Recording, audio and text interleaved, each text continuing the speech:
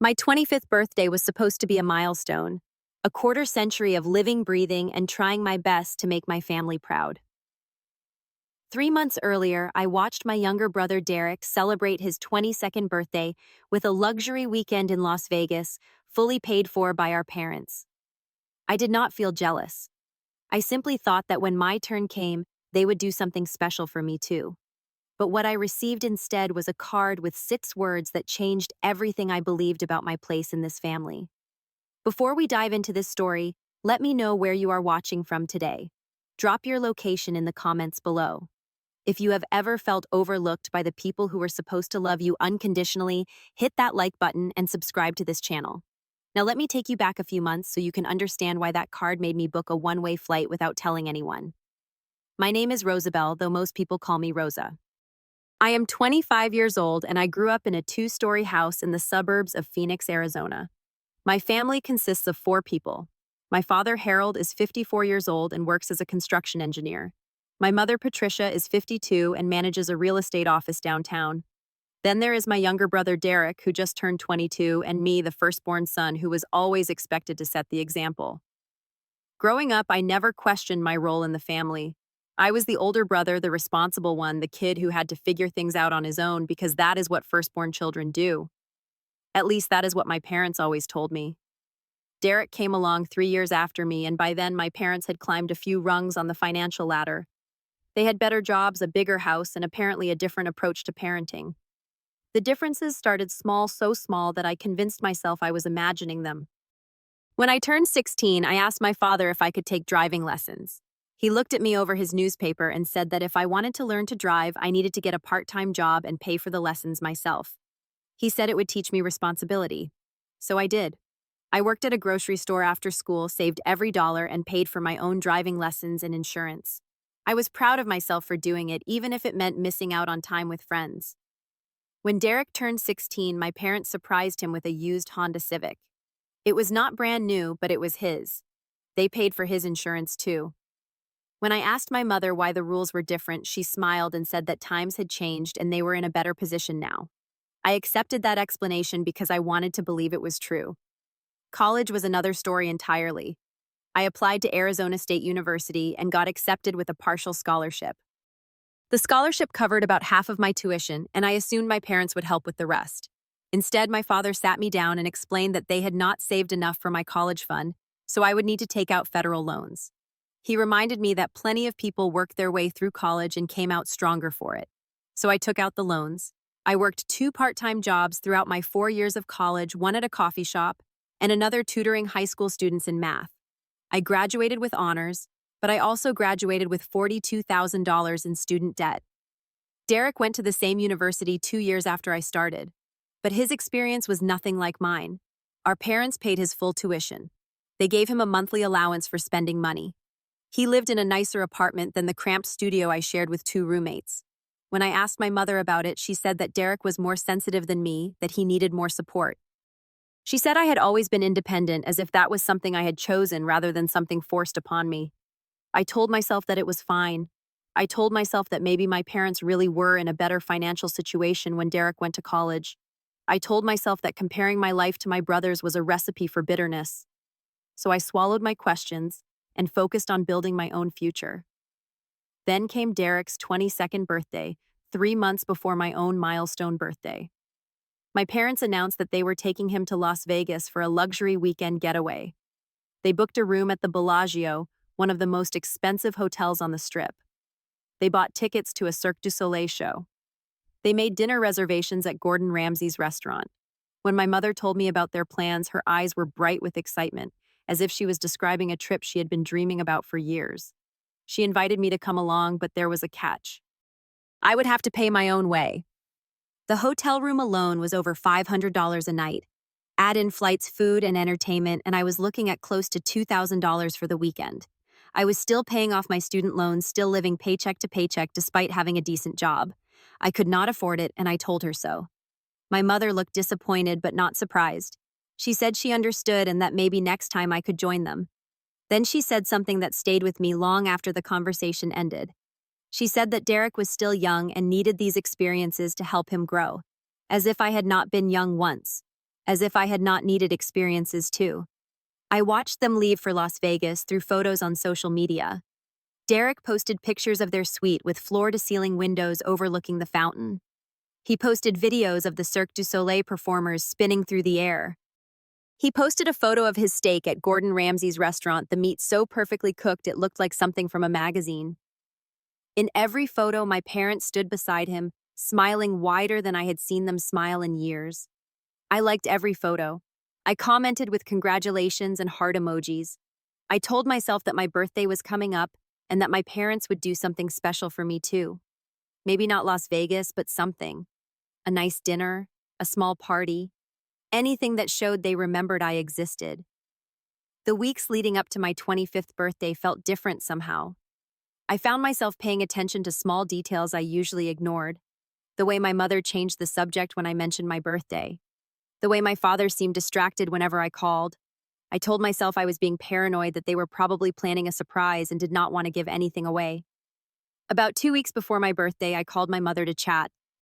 Toward the end of the conversation, I casually mentioned that my birthday was coming up and asked if the family had any plans. She was quiet for a moment, then said they would figure something out. She told me not to worry about it. I hung up feeling hopeful. Figure something out sounded like code for secret plans. My best friend Marcus invited me to go hiking that weekend for my birthday. He knew how much I loved being outdoors, and he had found a trail in Sedona that was supposed to have incredible views. I almost said yes, but then I thought about my family. I wanted to spend my birthday with them. I wanted to give them the chance to show me that I mattered. So I told Marcus I had family plans and that we could go hiking another time. The morning of my birthday, I woke up early. I checked my phone, expecting to see messages from my parents, maybe a text with balloons and confetti, maybe a voicemail singing happy birthday. There was nothing. No messages, no missed calls. Just the usual notifications from apps and one email from a clothing store offering me a birthday discount. I told myself they were probably waiting to call later. Maybe they were busy with work. Maybe they wanted to surprise me in person. I went about my morning routine, showered, made coffee, checked my email. By noon, I could not wait any longer. I picked up my phone and called my mother. She answered on the fourth ring, sounding slightly out of breath. When I said hello, she paused, then said, "Oh, it is your birthday today." Her voice carried the tone of someone who had just remembered they left the stove on. She apologized and said things had been so busy lately. Then she invited me over for dinner, saying she would cook something nice. I drove 40 minutes from my apartment to my parents' house that evening. The whole way there, I played scenarios in my head. Maybe they had decorated the house. Maybe Derek would be there and they would all jump out and yell surprise. Maybe there would be a cake with 25 candles and presents wrapped in shiny paper. When I pulled into the driveway, the house looked exactly the same as it always did. No balloons tied to the mailbox, no cars from relatives or friends, just the same beige two-story house with the same neatly trimmed lawn. I sat in my car for a moment, adjusting my expectations. Maybe they wanted to keep things simple. Maybe the celebration was inside. I walked through the front door and found my father in the living room watching a baseball game on television. He glanced up when I came in, nodded and said hey before turning back to the screen. My mother emerged from the kitchen, wiping her hands on a towel. She gave me a quick hug and said dinner would be ready in about 20 minutes. I looked around the house. No decorations, no cake on the counter, no wrapped presents on the table, just the ordinary clutter of daily life. I asked where Derek was, and my mother said he was out with his girlfriend and might stop by later. He never did. Dinner was meatloaf, mashed potatoes, and green beans. It was the same meal my mother made at least twice a month. Nothing special, nothing celebratory. We sat at the kitchen table and ate while my father talked about a project at work, and my mother complained about a difficult client at the office. Nobody mentioned my birthday, except for a brief moment when my mother asked if I was enjoying being 25. I said it felt the same as 24. After dinner, my mother disappeared into the other room and came back holding a small envelope. She handed it to me with a smile that did not quite reach her eyes. "Happy birthday," she said. I opened the envelope and pulled out a card. It was the kind you find in the dollar section of a drugstore, with a generic picture of balloons on the front and the words "Happy Birthday" printed in plain letters. Inside, beneath the pre-printed message, my mother had written 6 words in her careful handwriting. Maybe next year we can do something special. It was signed Love, Mom and Dad. I stared at those words for a long time. Maybe next year. As if this year did not count. As if my 25th birthday was just a placeholder for something better that might never come. I thought about Derek's trip to Las Vegas, the $5,000 they spent without hesitation, the smiles in all those photographs. And here I was holding a $2 card with a promise that felt more like an excuse. I looked up at my father. He was still watching the game, completely unaware of the storm building inside me. I asked him what maybe next year meant. He did not look away from the television when he answered. He said they were a little tight on money this year and that I understood. He said I was an adult now and did not need all that birthday stuff anymore. I wanted to scream. I wanted to ask him where the money came from for Derek's luxury weekend. I wanted to demand an explanation for why I had spent my entire life being treated as less than. But I did not.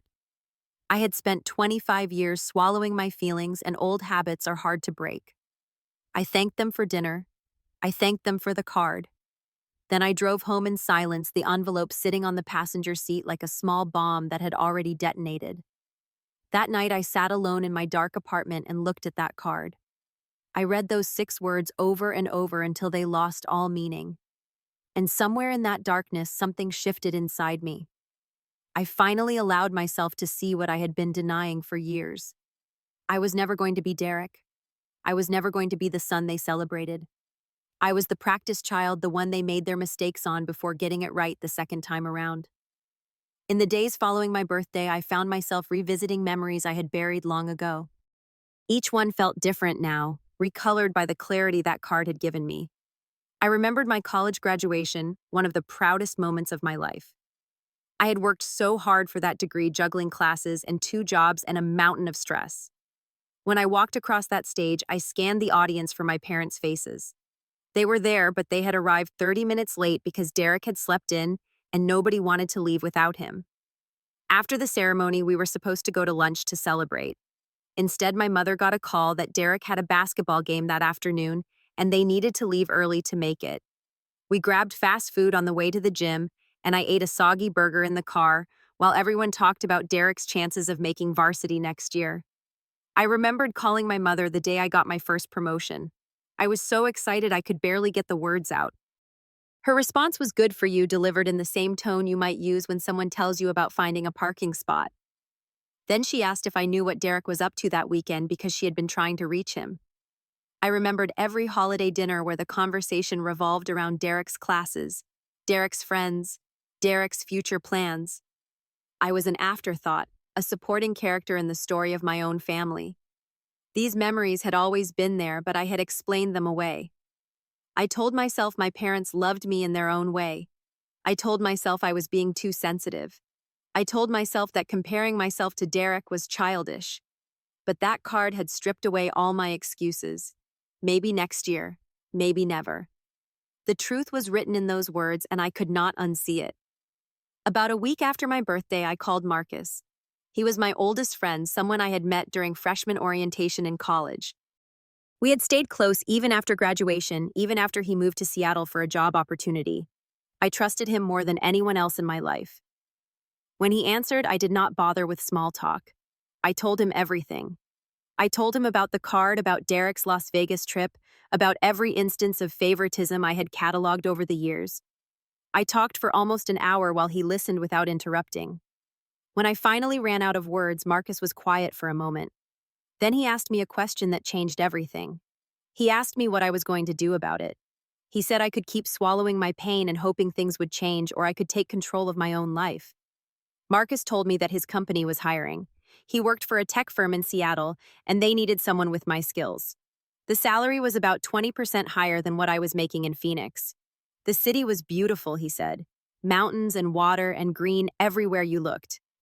He said I could stay with him until I found my own place. I told him I needed to think about it. He said he understood, but before we hung up, he said something I have never forgotten. He said that I did not owe my family anything. He reminded me that I had been taking care of myself since I was 18 years old. He said I had every right to build a life that made me happy, even if that life was 2,000 miles away from the people who were supposed to love me. 2 weeks after my birthday, my mother called.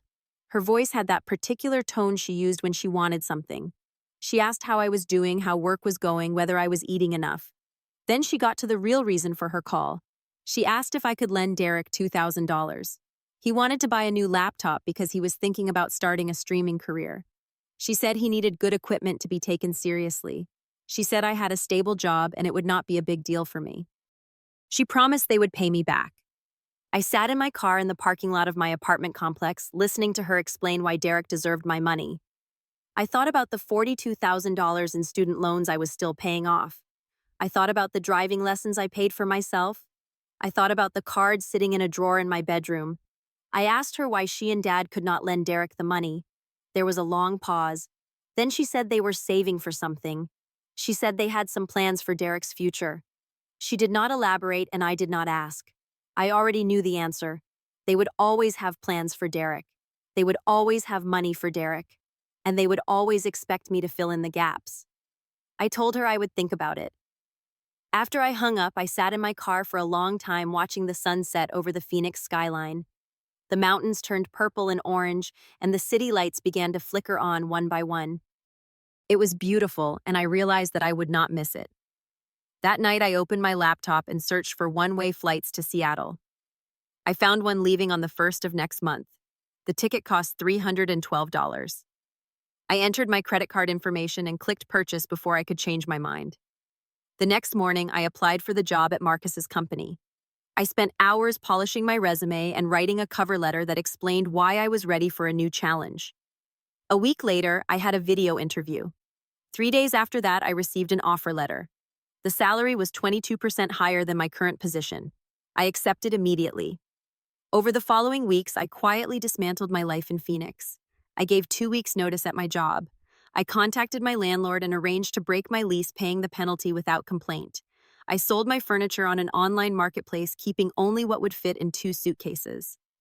I did not tell my parents anything. I did not tell Derek. I moved through those weeks like a ghost present, but already gone.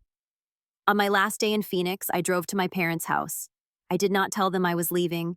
I did not tell them this would be the last time I saw this house, these streets, this version of myself. I brought a small box with me filled with things I wanted to keep. Old photographs from before Derek was born, back when I was the only child, and my parents smiled at me like I was their whole world. A baseball glove my father gave me for my 8th birthday, the leather cracked and faded now. A pressed flower from a school project my mother had helped me with in 3rd grade. Small pieces of evidence that there was a time when I felt loved. My father was in the living room when I arrived, watching something on television. He looked up, nodded, and returned his attention to the screen. My mother came out of the kitchen and asked what brought me by. I said I just wanted to visit.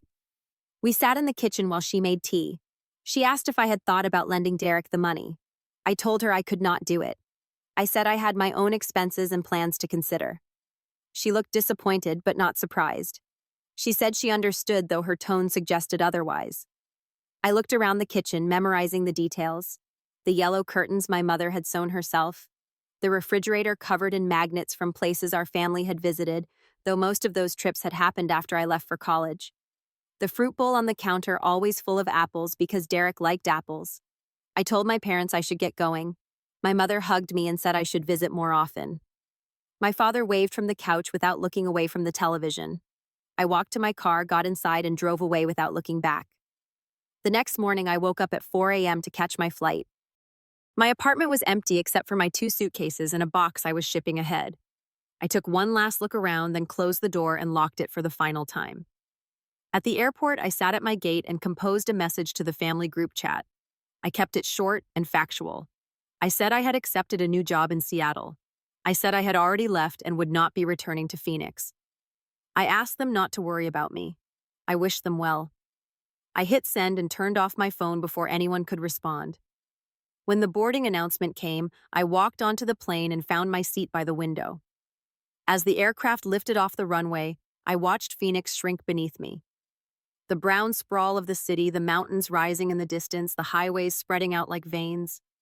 Everything I had known for 25 years becoming smaller and smaller until it disappeared beneath the clouds. I did not cry. I did not feel sad. What I felt was something I had not experienced in a long time. I felt free. The first few weeks in Seattle were a blur of new experiences. Marcus picked me up from the airport and drove me through streets lined with evergreen trees. It had rained that morning and everything seemed to shimmer. The air smelled different here, clean and green and full of possibility. I stayed with Marcus in his apartment while I searched for my own place.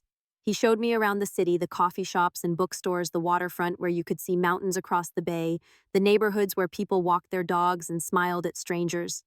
It was nothing like Phoenix and I loved it immediately. My new job was challenging in the best way. The company was growing fast and there was always something new to learn. My coworkers were friendly and curious about the new guy from Arizona. I told them I had moved for a fresh start and they accepted that without pushing for details. Within 2 months, I had found my own apartment in Capitol Hill, a cozy one-bedroom with big windows that let in the gray Seattle light. I bought new furniture and hung pictures on the walls.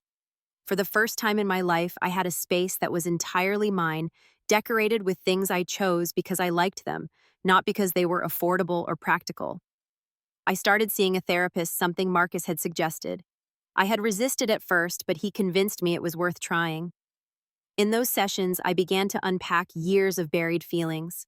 I talked about growing up in Derek's shadow. I talked about working 2 jobs through college while my brother coasted on our parents' generosity. I talked about that card and those 6 words that had finally broken something inside me. My therapist helped me understand that I was not responsible for my parents' choices. She helped me see that their favoritism was about them, not about anything I had done or failed to do. She taught me that walking away from toxic relationships was not selfish but necessary. She helped me learn to love myself the way I had always wished my family would love me. I built a new life in Seattle. Marcus and I went hiking almost every weekend, exploring trails in the Cascades and Olympic Mountains. I joined a recreational soccer league and made friends with people who knew nothing about my past. I started cooking real meals instead of eating takeout every night. I read books and watched movies and did all the things I never had time for when I was working 2 jobs and drowning in debt. My family did not take my departure well. In the first week, my mother called 17 times. I did not answer any of them. Derek texted me twice, both times asking about the money I had refused to lend him. My father sent one email, a long message accusing me of being selfish and ungrateful. He said I had abandoned my family over nothing. He said I was making a mistake I would regret. I read his email once, then deleted it. I did not respond. I was not angry at him anymore. I did not hate my parents or my brother. I had simply run out of energy for people who had never spent any energy on me. Months passed. The calls and messages became less frequent, then stopped altogether. I did not reach out either. I was too busy building the life I had always wanted. Now, sitting in my apartment with the Seattle rain tapping against the windows, I think about that card sometimes. Maybe next year, my mother had written. That phrase used to make me sad. Now it makes me grateful. Those 6 words were the push I needed to finally see the truth and act on it. I do not know what the future holds for my relationship with my family. Maybe someday we will reconcile. Maybe we will have honest conversations about the past. Maybe they will apologize, or maybe they will never understand what they did wrong. I have made peace with not knowing. What I do know is this: I chose myself. After 25 years of being overlooked and undervalued, I finally decided that my happiness mattered. I booked that one-way flight not to run away from my problems, but to run toward the life I deserved. Sometimes a one-way ticket is not about escaping. It is about finally giving yourself permission to fly toward something better. If this story resonated with you, I want to hear about your experience. Have you ever felt invisible in your own family? What helped you find your worth? Share your thoughts in the comments below. If you are going through something similar right now, know that you are not alone and that you deserve to be loved. If this video touched your heart, please hit the like button and subscribe to this channel for more stories like this one. Share this video with someone who might need to hear it today. Thank you for spending this time with me. I hope you find the courage to choose yourself just like I did. Wishing you peace, healing, and a future filled with people who see your worth.